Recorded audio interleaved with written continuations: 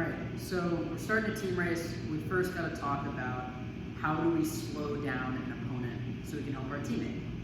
So, today we're going to talk about slowing upwind. So, when you're ahead, it's very important to control your opponent. Say you're in a winning combination, you wouldn't want them to catch some random puff out on the side of the course and pass everybody, and then suddenly they're winning. You need to maintain control over them. So there's two ways to maintain control over somebody. One is called pinning, which means controlling their position and preventing them from tacking. I'm sure you guys have all experienced this off the start line when you have boats to windward of you stacked up. You can't tack without hitting and fouling those people. In that situation, you are pinned, and that's what a pin is. Next is slowing, which means controlling an opponent's speed. And this is going to be done with your wind shadow. So let's talk about wind shadows real quick. So in light air, this is what your wind shadow looks like. From what I usually have been told, it's about 5 boat lengths to leeward and back, kind of at this angle. So if you're trying to slow someone down, it would be best to put them inside of your wind shadow. And the closer they get to you, the stronger that wind shadow is. So if we were trying to cover a boat, we would want them right here, right? Or to slow a boat, we want them right here, smack in our wind shadow, right? One rule I'll give you in light air when you're trying to slow, this is your traveler bar, or the location of your main sheet block. Draw a line here. We want to keep the opponent's bow at about here through speed control, and we'll talk about that soon.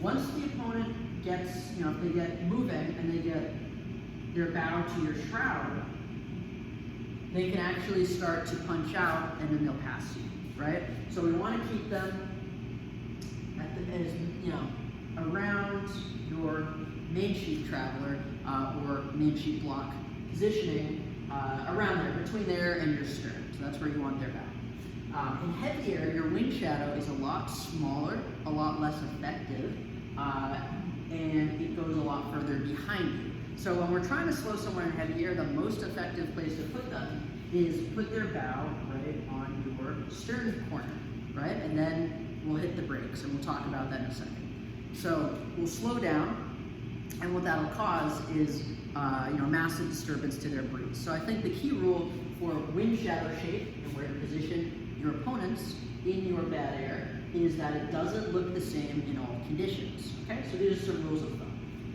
Next, we're going to talk about covering. So covering, quite simply, is positioning yourself to minimize the chance of your opponent passing you. So a lot of people say put yourself between the opponent and the mark, and put yourself between the opponent and the wind, right? So when I look at this, when you're on starboard like this, you just draw a line through our transom, from our transom straight back, and a line from our bow at 90 degrees. Okay, and this is basically where we're covering people, right? If we have a boat anywhere inside of here, then we're doing good. A loose cover, and this is where we do this a lot in team racing, is being on the same tack as another boat and to windward. Okay, and as long as you have this positioning, they really can't pass you. If you've ever done the cone drill, it's the same principle, right? So you have them here. If a boat starts to punch out, it is bow forward on you. That's what we call this. This is bow forward. If they start to get bow forward, then they now have a chance of passing you. So it's very important that you maintain your opponents somewhere in here and be on the same tack as them. Okay. Now, to actually slow someone and have an impact on their speed, we need to get a lot closer. And before we start talking about how to control speed, just remember that when you're slowing an opponent, you're also slowing down yourself.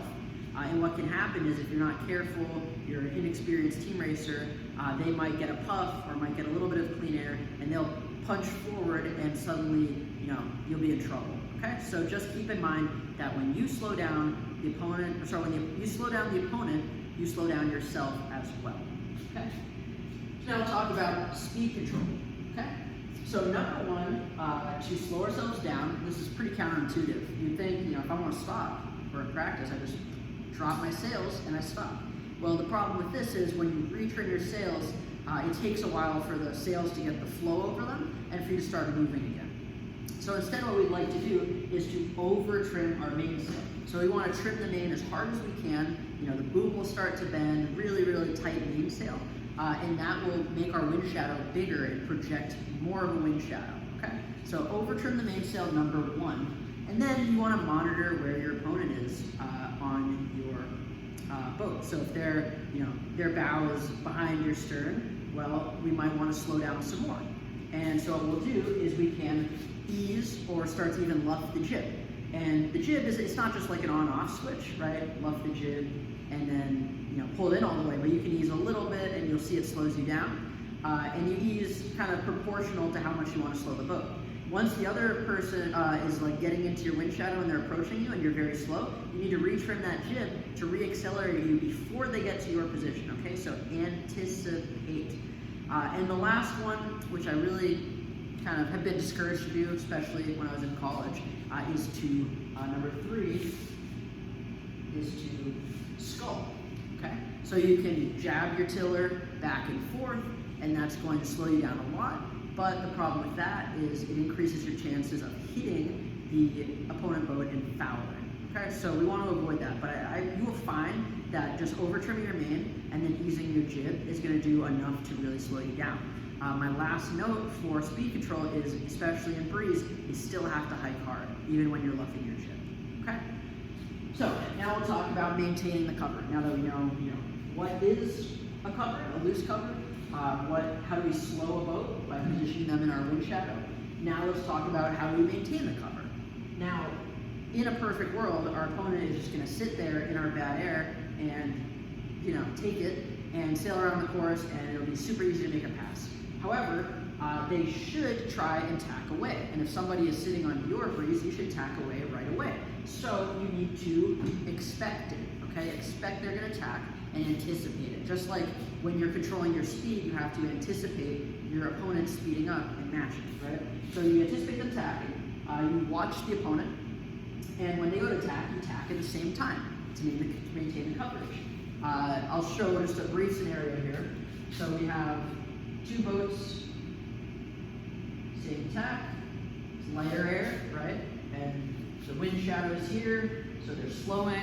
They have their main over-trimmed, right? They're doing a great job. Now, the opponent dips down and goes to tack, and they finish the tack. Now we go ahead and tack, and now the opponent is bowed forward on us, and they can actually do something with this. And so we need to anticipate the tack, and when we see them going to tack and heading up, we got to go with them. Okay. So. So stay with your pair, very important, okay? Now one note, tacking duels are actually really good. So if your opponent is starting to tack a lot, especially when it's windy, that's gonna slow you guys both down a lot. So we actually like that. So if they tack, we match them, and we'll just keep going back and forth, and that'll slow us down, all right? And the last thing is we need to keep clear. Now in this starting scenario, the windward boat is actually quite close to the leeward boat. And the leeward boat could try and luff up and hit us and draw a foul.